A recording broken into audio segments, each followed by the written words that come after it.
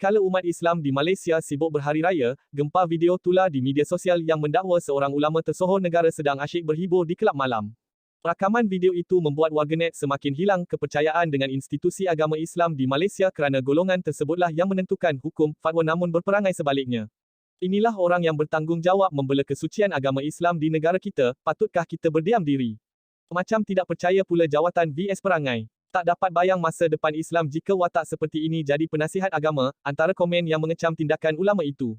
Sehubungan dengan itu, penceramah, Ustaz Ahmad Husam Badarudin tampil mengesahkan bahawa ulama yang tular itu adalah sememangnya Datuk Afifi Al-Kiti tetapi keberadaannya dalam kelab malam adalah atas faktor berdakwah. Setelah kami selidik, gambar itu adalah gambar program yang dilakukan oleh beliau dan pasukannya. Saya difahamkan oleh sumber yang rapat dengan beliau. Masuk ke kelab malam di luar negara, mengedarkan risalah-risalah dakwah, risalah Islam. Dan yang turut bersama beliau ialah isterinya. Bila sampai negara yang bukan Islam, penduduk yang majoritinya bukan Islam bergambar untuk aktiviti itu. Dikerat dalam posisi tertentu dan diviralkan. Akhirnya ramai orang yang memaki, menghina dan memfitnah beliau, katanya dalam sebuah kiriman video di Facebooknya. Untuk rekod, Afifi Al-Kiti adalah orang kaya-kaya Imam Padu Ketuan Orang Besar 8, Negeri Perak Darul Rizwan, yang juga menyandang jawatan timbalan pengerusi jawatan kuasa tertinggi Majlis Raja-Raja mengenai hal ehwal Islam. Dalam pada itu, Timbalan Mufti Perak, Datuk Zamri Hashim memberitahu kepada majoriti bahawa beliau tidak mempunyai sebarang makluman berkenaan video tular yang membabitkan Afifi Al-Kiti. Isu yang kedua tuan-tuan tentang gambar Dr. Afifi Al-Kiti yang diviralkan oleh seorang pengulas politik negara.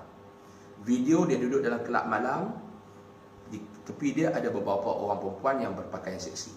Setelah kita selidik tuan-tuan, gambar itu adalah gambar program yang dilakukan oleh beliau dan tim beliau. Saya difahamkan oleh sumber yang rapat dengan beliau.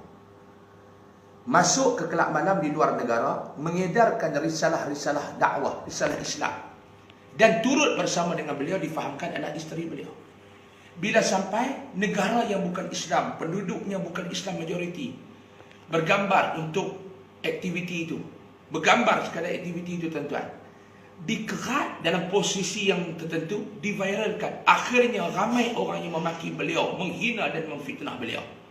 Gambar tersebut juga diviralkan oleh beberapa individu yang sama dalam isu saya ini.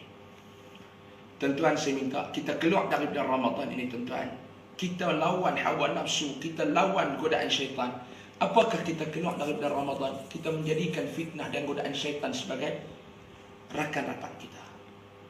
Saya minta kepada rakan-rakan netizen, sebelum kita menyebar sesuatu, sebelum kita memahami sesuatu, selidik dulu sumber yang tepat. InsyaAllah, mudah-mudahan amal ibadah kita dalam bulan Ramadan itu tidak dirosakkan oleh kumpulan-kumpulan penyebar fitnah, bukannya penyebar sunnah ini.